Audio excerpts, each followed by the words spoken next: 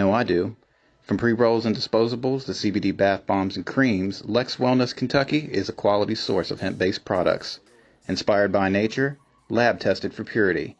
Order online today at lexwellnessky.com and use the code Omega Green for 20% off your order. Again, that code is Omega Green for 20% off at lexwellnessky.com. Welcome, everyone, to the Green Room.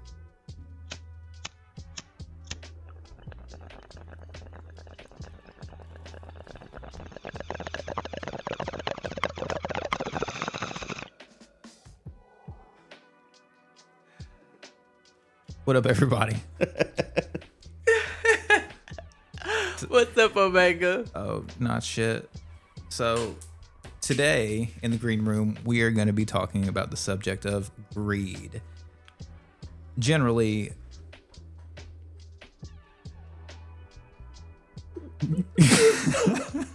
I think it's pretty safe to say that greed is a bad thing, yes? A very bad thing. Yeah. Yeah, but I guess at a very base level, like self-preservationists, people will need enough for themselves. And then it gets to a point where it can be excessive. Do you all agree? Yes. Yes.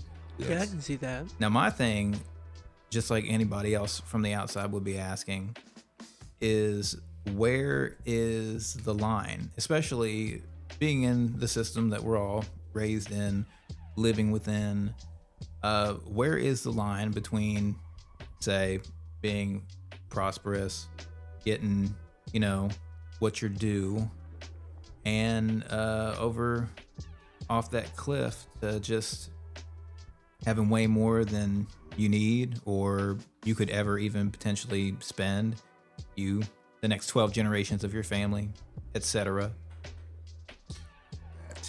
So,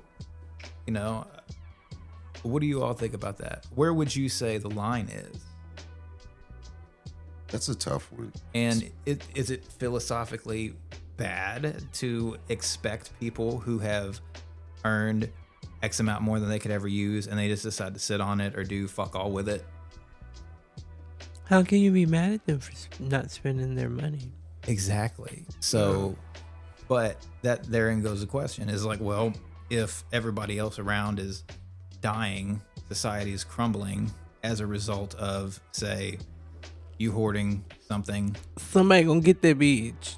Oh yeah, but therein lies the opposite end of that question. How you gonna get mad at somebody, for not spending their money? Facts. But then it's like, I think about like companies that say take a substantial amount of resources out of the environment, make it into something to sell it, that's money or whatever, but they've had a disproportionate effect on everything. They're not an individual. So I will say, like, the way I look at it, like, in that aspect, so what makes me mad about it and what makes me, I mean, it's whatever, but I mean, I think it's greedy. Right. For, like, let's say, taxes. Like, Gotcha. we all get taxed like crazy. Yeah. You know what I mean? Right.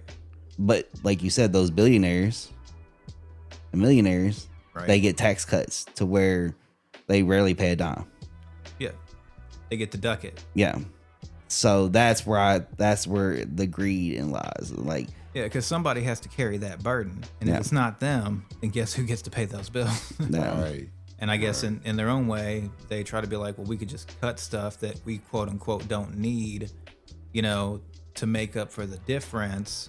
But at the same time, a lot of stuff that usually ends up getting cut is people that helps the Yeah. little people. I feel like that answers the question of when do you draw the line?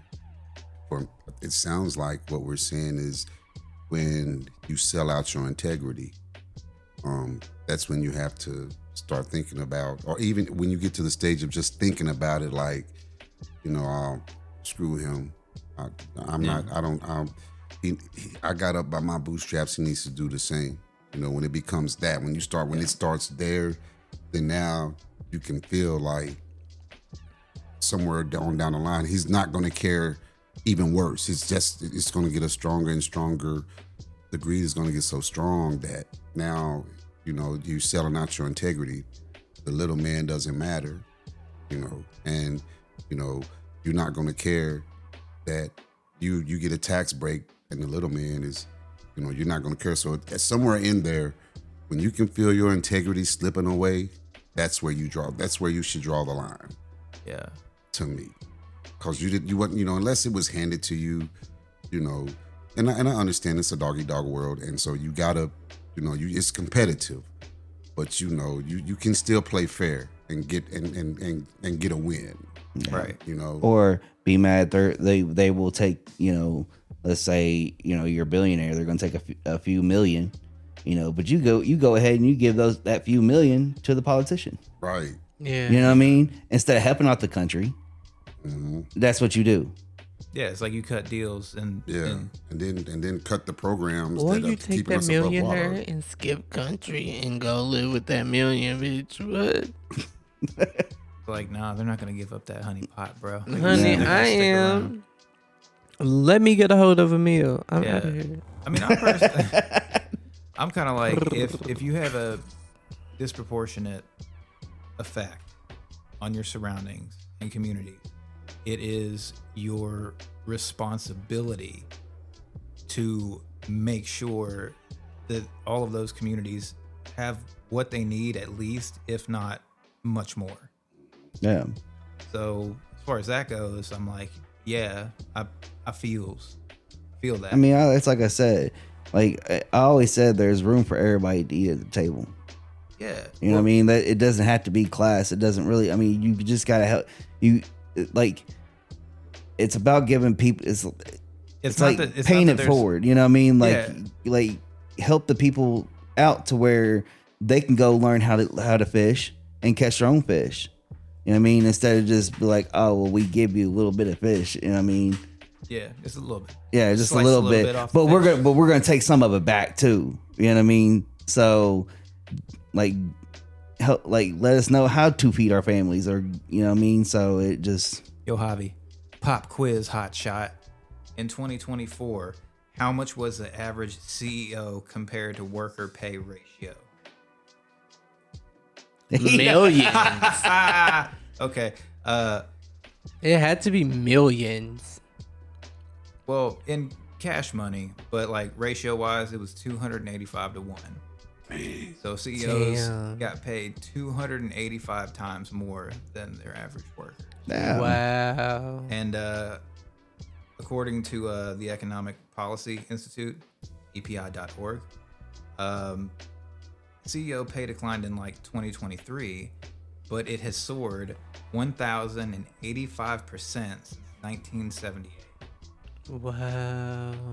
So, since around like right before the 80s, CEO pay has soared 1,085%. How long has minimum wage been $7.25? Good God. It's been about Since I was a kid. yeah, it's been about 20 years, 30 years. Yeah. So, again,